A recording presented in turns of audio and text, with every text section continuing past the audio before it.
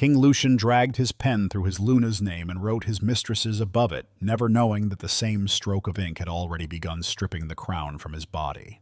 Selene watched him do it from the floor of the oath hall, the smell of scorched oil filling her nose as the oath flame guttered and went out with a thin, sharp hiss. What would you do if the man who erased you had no idea that his entire kingdom was still being held together by your name? A line of blood appeared beneath the crown mark on Lucian's wrist, bright against the pale skin, and he did not so much as glance at it. Beyond the great stone doors, every royal wolf in Silverpine began to howl at once, as though a king had just died inside the walls. Lucian lifted the open master record before the gathered pack. "Selene was never Luna," he said. "From this night forward, anyone who calls her by that title will answer for treason." Davina leaned against his shoulder and watched her own name dry over the crossed-out letters. Only Selene saw the new ink bleed down through the page until it touched the oath clause written beneath, and only Selene understood what he had cut because she was the one who had written and sealed the oath that placed the crown upon him. He believed he had erased a woman.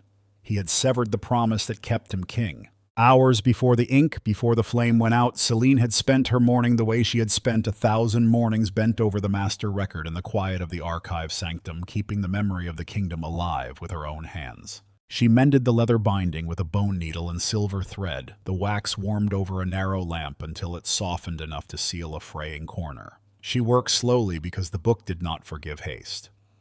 When the binding was sound, she turned to the oath marks of the border alphas and read each one, replacing 3 storage seals that had cracked over the winter, and noting in the small, precise hand she had used for years a weakening pulse along the northern ward line. The wards had felt thinner that season. She did not yet know why. Ona found her there past midday, the old under-archivist scolding gently as she set down a fresh bowl of broth beside the one that had gone cold and untouched hours before. "You cannot keep a kingdom on an empty stomach," Ona said. Selene smiled and did not eat, and Ona sighed the sigh of a woman who had lost this argument many times.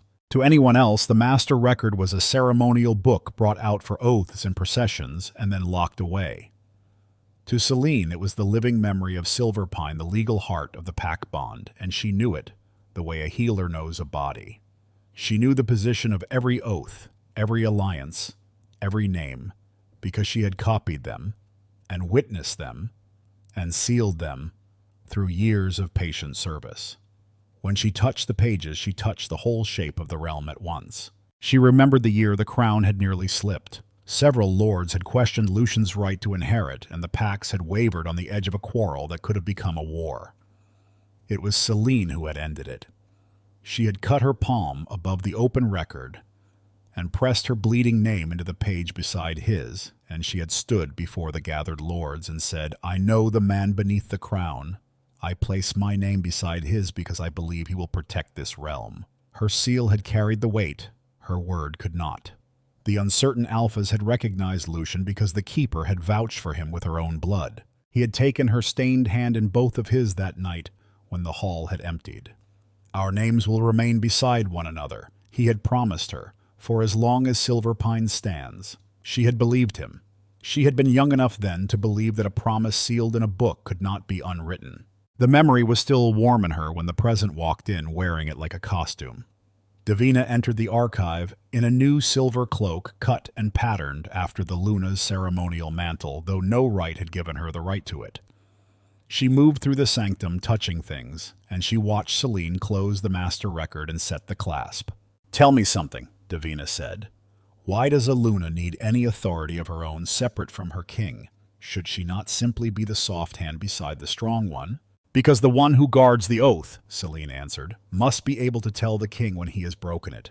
A hand that can only soothe is no use the day the crown goes wrong." Davina's expression hardened, and Selene saw too late what lived behind the question. The woman did not want Lucian's affection only, nor even the title only. Selene watched her eyes travel to the clasp of the seal case, to the careful ritual placement of the master record on its stand, measuring them the way a thief measures a lock. Davina wanted the Luna's seal itself, the authority that made decrees binding, that bound alliances and confirmed succession. She wanted the kingdom's signature in her own hand. What Selene could not see was the patient work Davina had already done in the king's ear. a queen whose authority cannot be commanded. Davina had told him in the dark is not a comfort to a throne but a threat to it. So long as the keeper could one day stand and name him an oath-breaker, Lucian would never truly be above the law. The remedy was simple, Davina had whispered. Cross out the keeper's name. Replace it. Prove before the whole pack that the king stands above the book and the woman who tends it. Selene felt the danger without yet knowing its shape. She turned to question Davina more closely, but before she could, royal guards filled the doorway of the sanctum and gave a flat command. Every archivist was to attend the oath hall at once, by the king's order. Ona's hands had gone still over the lamp. As the guards waited, the old woman leaned close to Selene's ear and whispered the only warning she had time to give. "Whatever he means to do in there," Ona breathed, "do not let him touch the book alone."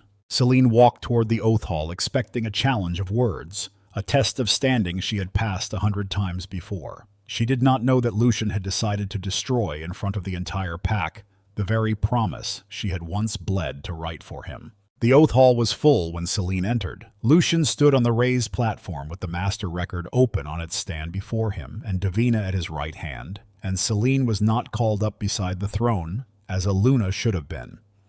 She was left to stand on the floor among the archivists in the place of a servant while the whole of the pack looked on. "Silverpine has need of a Luna who obeys the crown," Lucian said, and does not question it. He drew the royal pen from its case. He set its metal tip against the place where Selene's name was written into the record, the name she had bled into the page to make him king, and he drew one slow, deliberate line through every letter of it. The pen scratched across the parchment loud in the silence, an ugly sound that carried to the back of the hall. Above the ruined name, he wrote Davina's. The woman wore the Luna's silver mantle as if it had always been hers, and she looked down at Selene and smiled. "Selene was never Luna," Lucian said. "The record now reflects the truth." The oath flame on its iron stand shuddered and died. A crack ran through the stone beneath the record stand, with a sound like a branch breaking, and a thin line of blood welled beneath the crown mark on Lucian's wrist. Beyond the doors, the royal wolves rose into a single long howl that did not stop. Selene felt the cold of it move up her spine because she alone in that hall understood that the king had just cut the root of his own crown. A senior alpha, one of the lords who had been there the night Selene's seal made Lucian king, stepped out of the assembly. "No king may alter the master record," he said, "without the keeper's seal. This is not law, this is defacement." "Take him out," Lucian said, and the guards closed on the old lord and dragged him from the hall while he was still speaking, his protest swallowed by the doors. Davina came down the platform steps. She crossed the floor to where Selene stood and held out her hand. "The Luna's insignia," she said. "It is no longer yours to wear. Kneel and give it to me." Selene did not kneel. She stood straight and still and gave Davina nothing. It was Lucian who came down at last, his face tight, and reached out and tore the insignia from the chain at Selene's throat himself. He threw it down, and the metal struck the stone floor and rang. And beneath the record, the dead oath flame flashed once, bright and brief, as though something had answered the sound. "Burn the old page," Davina said. "Burn her name out of it so she can never claim it back." Lucian took the corner of the defaced page and lifted it toward the ceremonial brazier. He held it to the coals. The parchment did not catch. It lay against the heat and would not burn. And for a single heartbeat, Selene's crossed-out name glowed silver beneath the black line he had drawn, a light rising up through the ink that every lord in the front of the hall might have seen had they been closer. Lucian saw it. He shut the book before anyone else could, his hand pressing the cover down as if to hold something inside. "You should not have touched what you never learned to read," Selene said quietly. He drew his sleeve over the blood at his wrist and lowered his voice so only she would hear the edge in it. "By dawn you will be outside Silverpine. If you ever enter the archive again, you will be put to death for it." He stepped back and let the herald speak for him. The herald's voice filled the hall. From this night, anyone who called the woman Selene by the title of Luna would answer for treason. Davina climbed the platform and took the seat beside the throne, the seat that had been Selene's, arranging the silver mantle around her as the pack watched its keeper unmade. Selene did not plead. She did not weep or argue or reach for the book. She stood for one more moment with her eyes fixed on the closed record, and in that moment she did the only thing left to her that mattered. She fixed in her memory the exact words of the oath clause that Lucian's line had cut through every phrase of the law that bound the keeper's name to the crown, and the crown to the wards holding it whole behind her eyes, the way she had once held the whole shape of the realm. Then she turned and walked out of the oath hall, banished from the archive on pain of death, the only living soul in Silverpine who understood what the king's single stroke of ink had just set loose upon them all. The public shame was only the first cut. The deeper wound began the next day quietly in ways no guard had been ordered to make. Servants took down the symbols of her keeping from the oath hall. They draped a cloth over the old portrait in which she stood at Lucian's side. And when Selene passed the dedication stones set into the corridor walls, the small carved letters of her name were vanishing from them, one at a time, as though a slow hand were rubbing them out from the inside of the stone. She stopped before one and watched the final letter fade while she looked at it. In a passage near the kitchens, a guard stepped into her path. She knew him.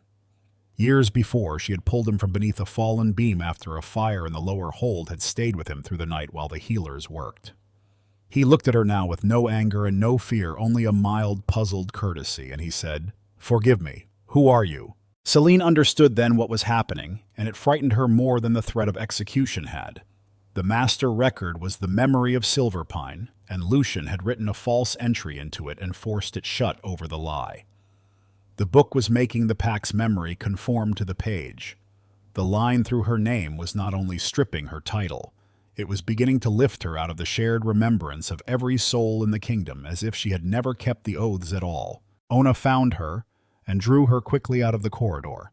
The old woman led her down a narrow keeper's passage beneath the archive floor, a way known only to those who tended the book. And there, where the king's order could not follow, Ona lit the old lamps while Selene opened the hidden index that recorded the true state of every oath in the realm. What they read turned the cold in Selene's chest to dread. The oath marks of the border alphas were fading from the pages, the ink thinning, as the bonds themselves weakened. Two of the frontier packs could no longer feel the crown's command at all, cut adrift, as though Silverpine had forgotten them, as surely as it was forgetting her. The first layer of the northern ward had cracked through. As Selene traced the failing lines, a violent impact shook the archive itself, and dust and fragments of mortar sifted down from the ceiling onto the open book.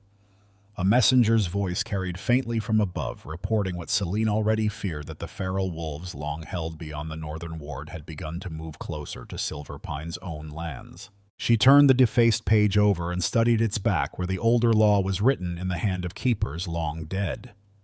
She found the clause. Lucian's ink had bled through and read what his single stroke had truly cut. The keeper's name did not merely mark a title. It stood as the witness to the crown oath, and it served as the binding point that joined the alliances of the packs to the protective wards around the realm. Pull the name and the witness fell. Drop the witness and the alliances loosened. Loosen the alliances, and the wards that those united oaths had raised began to come down. The whole structure hung from a single line he had crossed out to spite her. "If your name is not lawfully restored," Ona said softly, reading over her shoulder, "before the next moon reaches its final phase, we may lose more than the wards. The book will finish what it has started. Silverpine will lose its memory of you entirely, and you with it." Selene caught her own reflection in the dark glass of the high window, pale between the lamps, and for one terrible moment she reached for a song her mother had sung her as a child and found nothing where the tune should have been only the shape of a silence where a melody had lived all her life. She pressed her hand flat to the page to steady herself. The passage door opened. A servant who had attended her every morning for 6 years stepped in with a lamp, looked at Selene without a flicker of knowing, and turned to Ona. "Why has a stranger been let into the archive?" she asked. "This is forbidden ground." Selene did not let herself break. She turned back to the book and made her eyes move across the lines, one word after another, because the work was the only thing the king's lie could not reach inside her. "They may forget my face," she said when the servant had gone. "They may forget that I ever poured an oath or sealed a bond. But the book will still remember what his hand did to it. The truth is written into the leather under the lie, and leather does not forget." "Only if we reach it," Ona answered, "before his lie has time to become the law." She closed the index and pressed Selene's cold hands between her own. "And we are running out of nights. Above them, the fortress shuddered again with another distant impact against the failing ward, and Selene understood that she was racing two clocks at once. The wards were coming down around the kingdom she had sworn to keep, and inside the minds of every soul she meant to save, she herself was quietly disappearing. Selene did not let the dread stop her hands. She followed the chain of entries through the hidden index the way a tracker follows a trail from Lucian's succession record to the alliances of the pacts to the ward compact that bound them all. And as she read, the true architecture of the realm rose up in front of her. Every valid oath in the book held three things. There was the one who swore it, there was the one who received it, and there was the lawful keeper who witnessed and sealed it, the third point that made the promise real and not merely spoken. Without the witness, an oath was only words said into the air. She turned to Lucian's coronation oath and found at its foot the witnessing authority that had made his kingship lawful in the eyes of the book. It was her name. It had always been her name. He did not only erase his Luna, she said slowly. He erased the witness to his own crown. By crossing me out, he unwrote the proof that he is king. Ona lowered herself onto the bench beside her and told her the rest, the part of the law that the keepers guarded most closely. A Luna is not merely the Alpha King's wife-child. That is what the throne likes the pacts to believe because it is easier to rule a wife than a witness. The Luna is the independent keeper of the pack bond. She is the authority who confirms whether an Alpha may lawfully rule at all. Lucian needed your confirmation to become king. You never needed his permission to remain the lawful Luna. He cannot strip from you a thing that was never his to give. Selene sat with it, and the shape of what Lucian had broken came clear. In cutting her name, he had severed the witness to his crown, and with it the Pact's bound duty to obey him and the alliances the lords had sworn beneath that crown and the wards that those united oaths had raised and fed for generations. He had not weakened his throne. He had pulled the keystone out of the arch and was standing under it while it fell. Then I could simply let it fall, Selene said. Let his authority vanish. Let the book finish unwriting the king who defiled it. You could, Ona said, if his crown stood alone. It does not. The wards do not hang from his name. They hang from the same bundle of oaths his name is tangled in. Pull it all down together and his throne goes, yes, but the protections go with it, and the feral packs come through the broken wards into the valleys. Thousands who never wronged you would pay for your justice. You cannot destroy him without destroying the innocent he was supposed to keep. So they searched for another way, and near dawn they found it a single lawful clause of separation buried in the oldest layer of the law. It allowed the keeper to part one set of oaths from another to restore the protective wards and the alliances of the pacts, while withholding the oath of obedience to a particular king. Selene could save Silverpine and refuse to save Lucian's throne both at once by the law and not against it. The price was steep. The rite required 4 things, and all 4 had to be true. It required the first oath, the original covenant from which all the others descended. It required the Luna's seal. It required 3 living witnesses to stand and confirm her. And it required the final moonlight of the dying moon to fall upon the page. If any one of those was false or stolen or missing, when she began, the master record would take its payment from the keeper who dared the rite, and it would take her name and her memories and her life. There is a safer road for you at least, Ona said carefully. We could forge an interim correction. Slip your name back into the record quietly, a small false entry only to shield you until the night of the rite. It would buy you time. No. Selene said it without weighing it, because some answers do not need weighing. Lucian defiled this book because he believed power mattered more than truth. He thought a thing was so because his hand had written it. If I save myself with a false line of my own, I have only agreed with him. I will not defeat him by becoming him. The book will hold one honest keeper to the end, even if it is the last honest thing in Silverpine. Ona looked at her a long moment, and then she nodded, and something in her old face settled as though she had needed to hear it. They put out all but one lamp and began the work that the night allowed them, drawing up the names of the witnesses still living, and the lords whose alliances hung upon Selene's seal, the few who might yet stand for the truth before the moon reached its final phase. She had found her road. She could save the kingdom and still deny the king his throne. But the same rite that would restore Silverpine might, before the last of the moonlight faded, erase Selene from the world entirely. While Selene gathered her witnesses in the dark, Davina was learning the limits of stolen things. She had carried the Luna's insignia to the master record and set it beside the open page, and she had pressed her own name and a new command into the book, expecting the realm to bend. Nothing answered her. The sealing wax stayed cold under her hand. The oath flame did not so much as lean toward her. Her name lay on the page with no more binding force than a name written in dust, and the book ignored her as completely as if she had never touched it. Davina stood over it for a long time, and slowly she understood the thing that would shape everything she did next. So long as Selene lived, and so long as the book still knew her as its keeper, Davina could wear the mantle and hold the seal and never once be Luna. The authority she had stolen would obey only the woman she had erased. If she could not become Luna while Selene lived and was remembered, then Selene had to be made into something the whole kingdom would want dead. She set about it with patience. She followed one of the allied lords who slipped away at night to meet the disgraced keeper, and she learned where Selene was hiding and who still stood with her. She did not call the guards. An arrest would only make Selene a wronged woman in chains, and wronged women have a way of gathering sympathy. Davina wanted her feared, so she built the fear herself piece by piece. She sent her own men to the northern ward and had them break another long section of it, and at the breach they left a keeper's token, a small archive seal that any lord could be made to recognize as Selene's. She found an archivist with family inside the walls and frightened him until he agreed to swear that Selene had cursed the master record the night her title was taken out of spite to bring the kingdom down with her. Then she went to Lucian and told him that his former Luna meant to collapse the wards, provoke the Pax into rebellion, and force the frightened lords to crown her in his place to restore order. Lucian listened with the blood still seeping slow beneath the crown mark on his wrist, a wound that had not closed since the night of the ink. He was not a stupid man. He could feel that the charge was crooked. The wards were failing, yes, but he knew in his own body that they were failing because of what his pen had done, not because of any curse of Selene's, and at least half of Davina's tale was a lie dressed for the court. He accepted it anyway.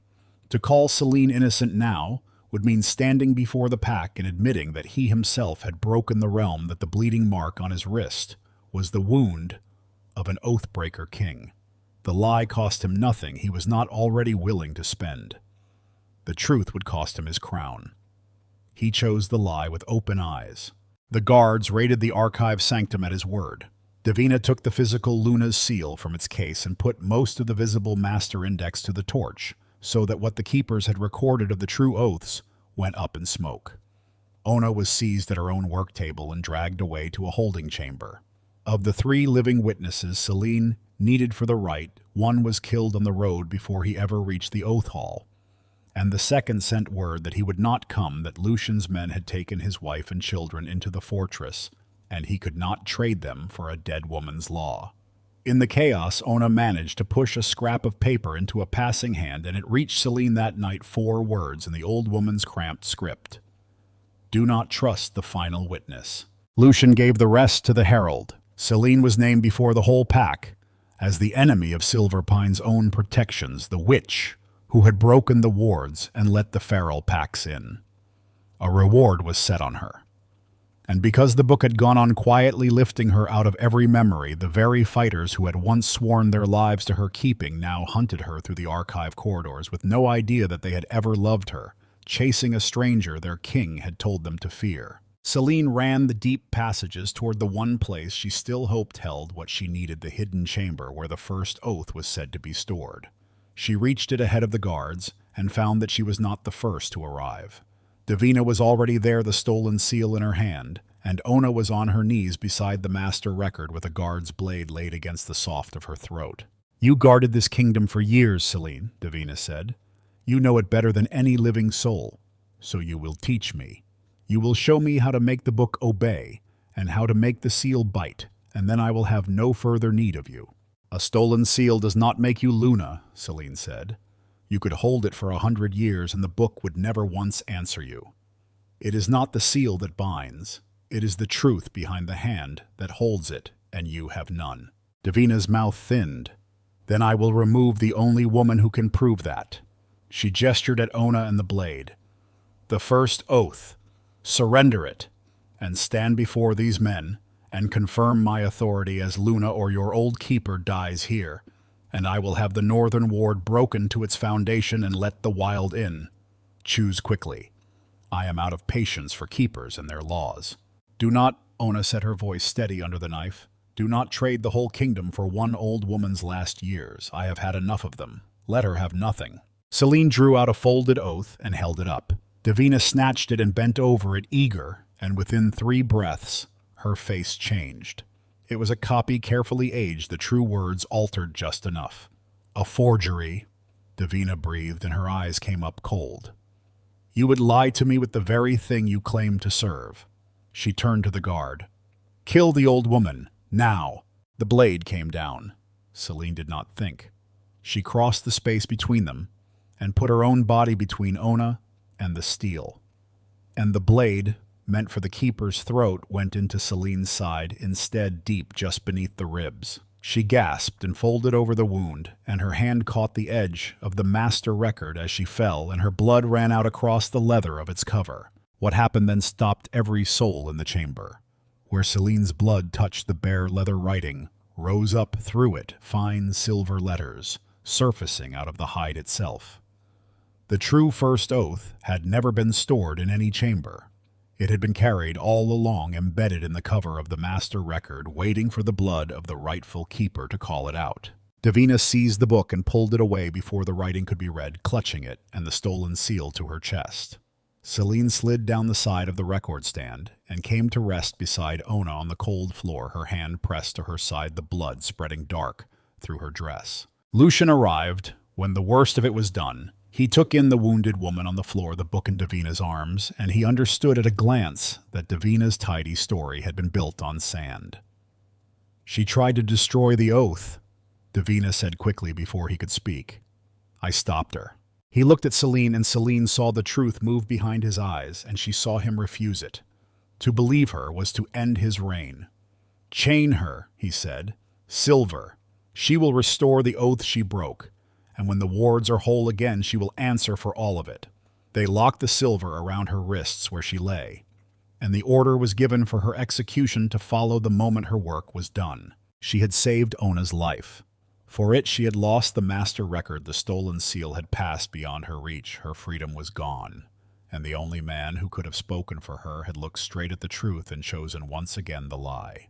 They brought her into the oath hall in silver chains, the wound in her side still bleeding through her dress with every step.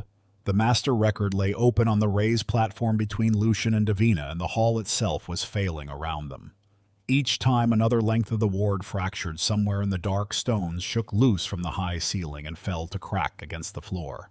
And from beyond Silver Pine's outer defenses came the howls of the feral packs and the steady, nearing sound of bodies striking the last of the wards. The allied lords were on their feet, no longer patient. They demanded that anyone restore the pack bond before the final ward came down and the wild poured into the valleys. Into that fear, Davina sat composed in the Luna's chair, the silver mantle about her shoulders, and Ona and the loyal archivists stood in a line beside the ceremonial flame with guards at their backs. Lucian spoke over the noise. He named Selene the cause of the broken wards, the witch, whose spite had unmade the realm's protections, and then he offered her the only road he would allow. She would confirm him before the pack as their lawful king. She would confirm Davina as Luna. She would confess that she herself had damaged the oaths, and she would restore every binding with her own hand. When the wards were whole, she would be put to death for what she had done.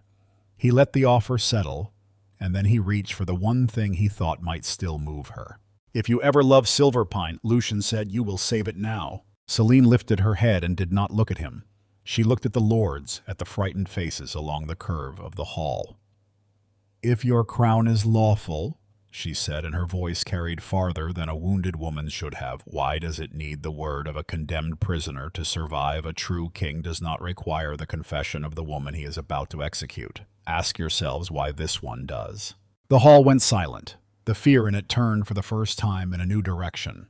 Several of the alphas let their eyes drift to Lucian's wrist, to the crown mark that had not stopped bleeding, the mark that was fading visibly now beneath the smear of blood, and Selene watched the doubt take root in them. Davina moved fast to kill it. She rose with the stolen seal and pressed it down against her own name in the open record before them all to show the pack that the book answered to her. The master record did not open to her command. The pages lay shut and cold under the seal. Her face tightened. She drew a blade across her own palm and smeared her blood across the metal and pressed it down again harder. And this time the great book shook on its stand, the leather trembling, as if something inside it strained against her, and still it would not accept her. The lords saw the seal fail twice. Davina lowered it before they could be certain of what they had seen. "Drag the old woman to the flame," Davina said. The guards took Ona by the arms and pulled her toward the ceremonial fire, and Lucian himself came down and set the edge of his sword against the keeper's throat. "Ona dies first," he told Selene. "Then every archivist along that wall, one after another, until you do as you are bid. Their lives are in your mouth now, not mine. Refuse, and you have killed them."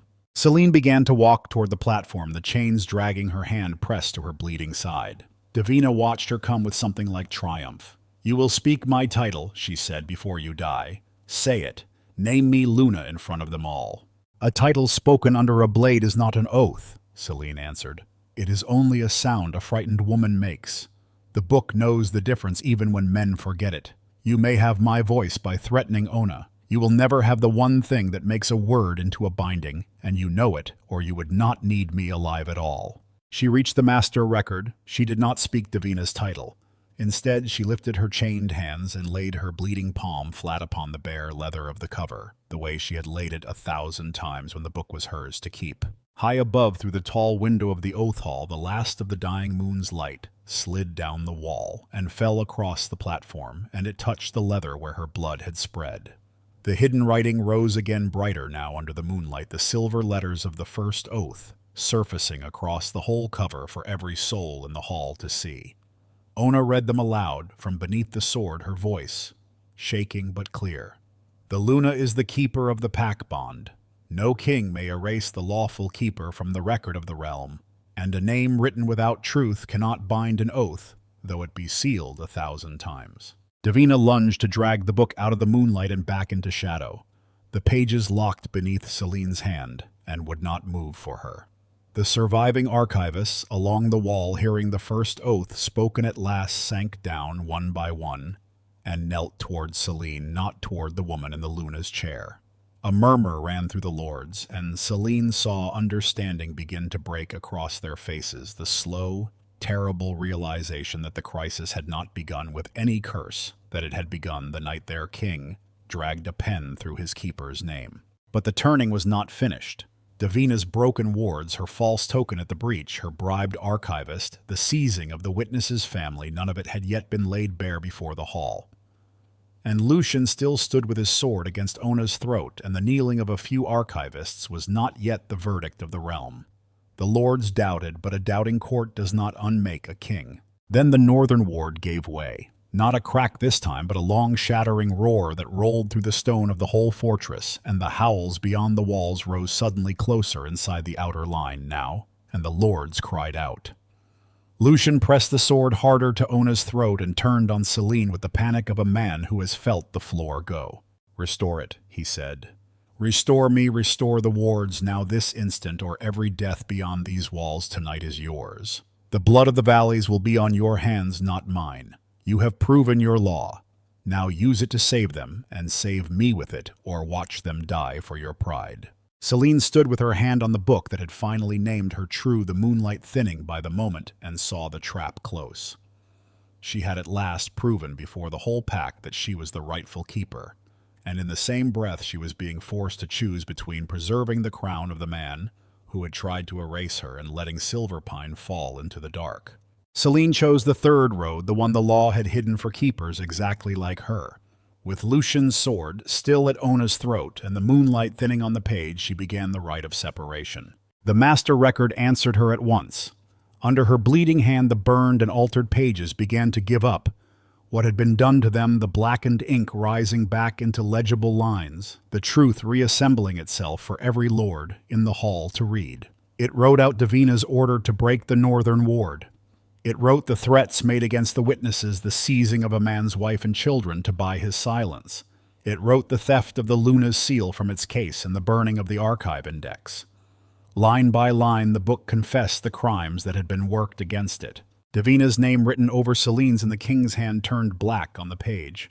The stolen seal in her fist split clean in two with a sound like a snapped bone. Her stolen letters peeled up from the record one at a time and fell drifting down like flakes of ash until nothing of her false claim remained. "Her crimes are her own," Lucian said quickly over the rising noise. "They do not touch my right to rule. Confirm the crown, Selene. The wards are failing. Confirm me and save them now." Selene did not confirm him. She spoke the oaths instead, each one alone, so that the book could hear exactly what she bound and exactly what she withheld. "I restore the bond between the pacts," she said, and the words took. "I restore the alliances sworn for the protection of the innocent." The book accepted them. "I restore the wards surrounding Silverpine." And then into the silence, after clear and deliberate, "I do not restore obedience to Lucian." The master record accepted the distinction.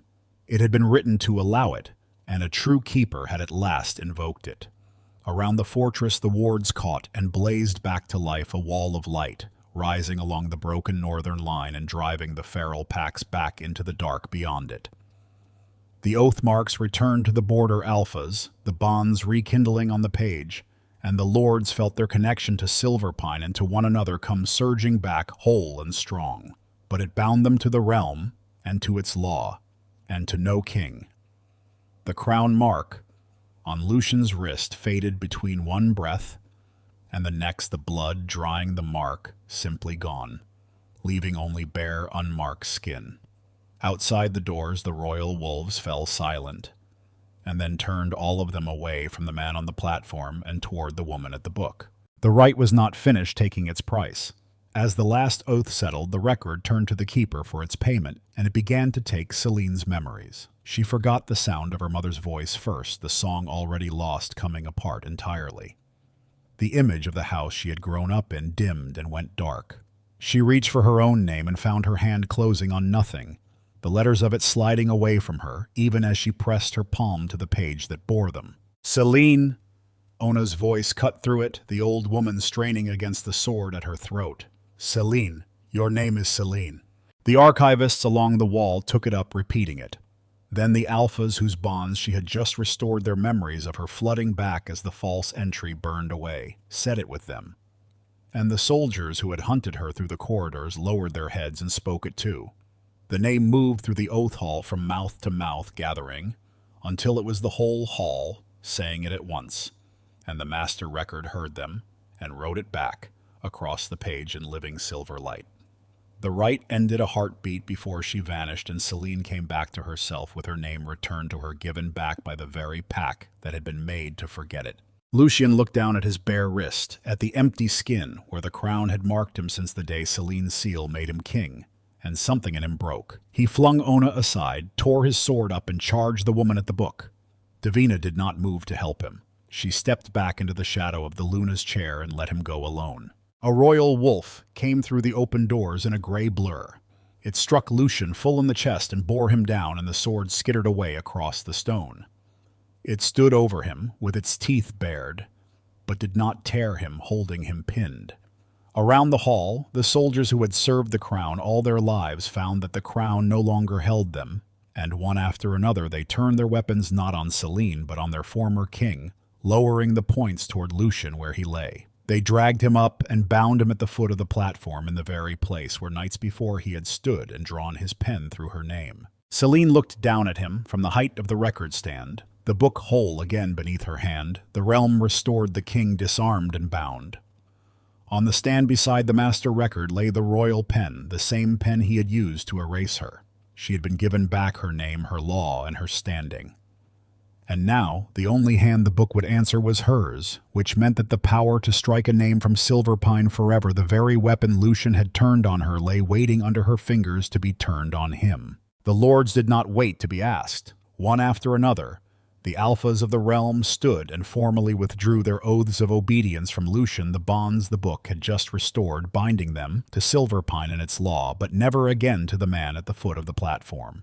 Ona came forward with the restored pages and laid them open before the council, and the record spoke for itself, every line of Davina's sabotage and coercion, the theft of the seal, the forged token at the breach, the bribed witness, all of it written back in the book's own honest hand. Davina turned at once on the man she had served. "I only did what he commanded," she said, Every part of it was his will, not mine.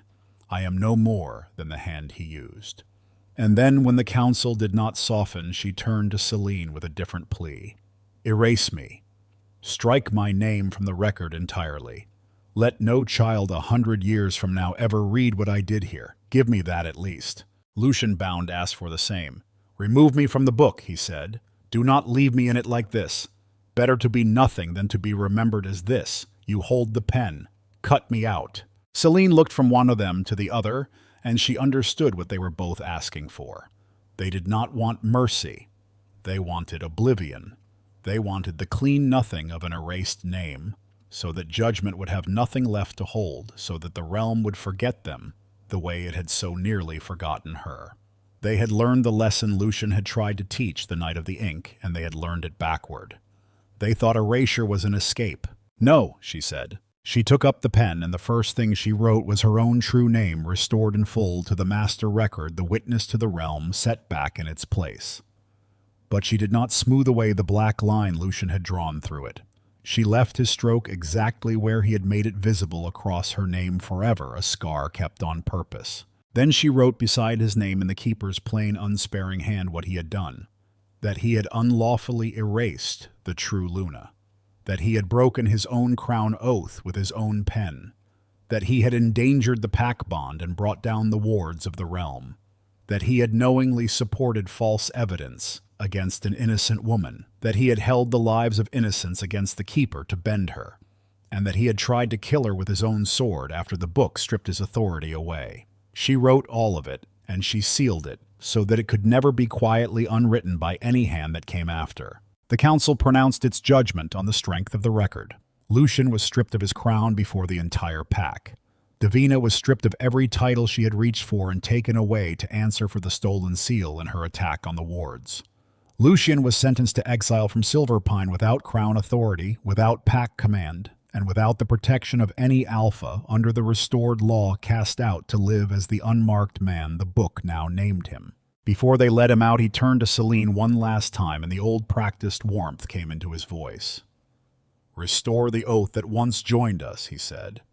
Whatever else is broken that was real, write our names beside one another again as you swore you would. I can repair a defiled record, Selene answered.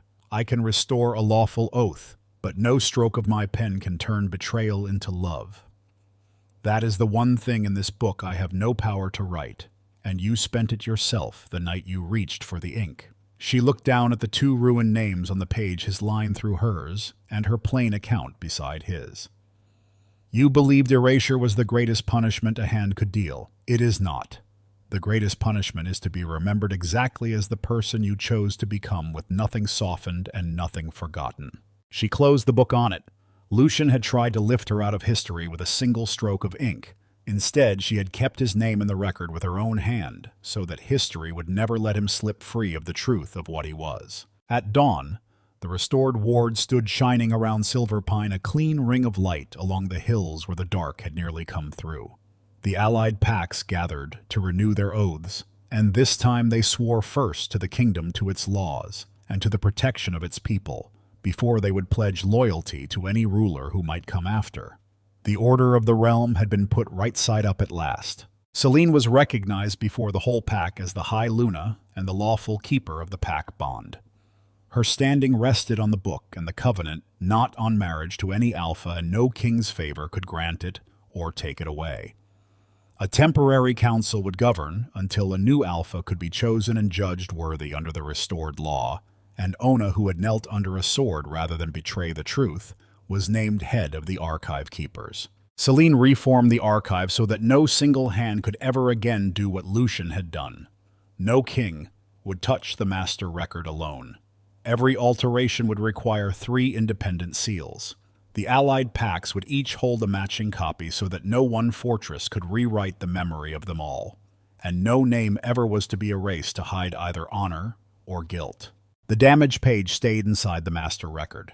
She did not remove the black line struck through her name, the scar of the night she was unmade.